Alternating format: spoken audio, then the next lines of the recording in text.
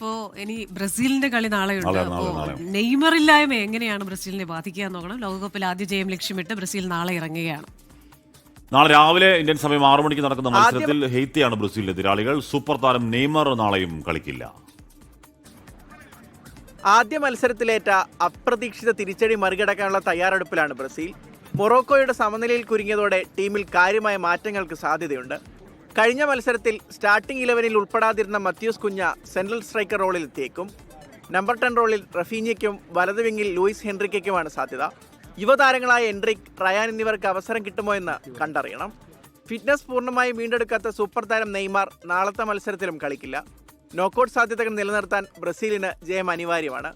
ആദ്യ മത്സരത്തിലെ സമനില ആരാധകരെ നിരാശരാക്കിയെങ്കിലും നാളത്തെ പോരാട്ടത്തിൽ വലിയ വിജയത്തോടെ തിരിച്ചു വരാനാണ് ബ്രസീൽ ഒരുങ്ങുന്നത്.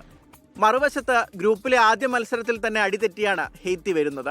സ്കോട്ട്ലൻഡിനെ വിറപ്പിച്ച ആക്രമണ ഫുട്ബോൾ തന്നെയാകും സെബാസ്റ്റ്യൻ മിഗ്നയും സംഘവും കാനറികൾക്കെതിരെയും പുറത്തെടുക്കുക.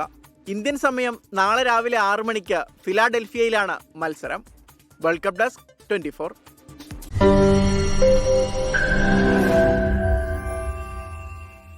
ലോകത്തെവിടെയായാലും ഏത് സമയത്തും 24 വാർത്തകളും ഓഗ്മെന്റഡ് റിയാലിറ്റി പാക്കേജുകളും എക്സ്പ്ലെയിനറുകളും വിശദമായി കാണാൻ ഞങ്ങളുടെ യൂട്യൂബ് ചാനൽ നിങ്ങൾക്ക് സബ്സ്ക്രൈബ് ചെയ്യാം.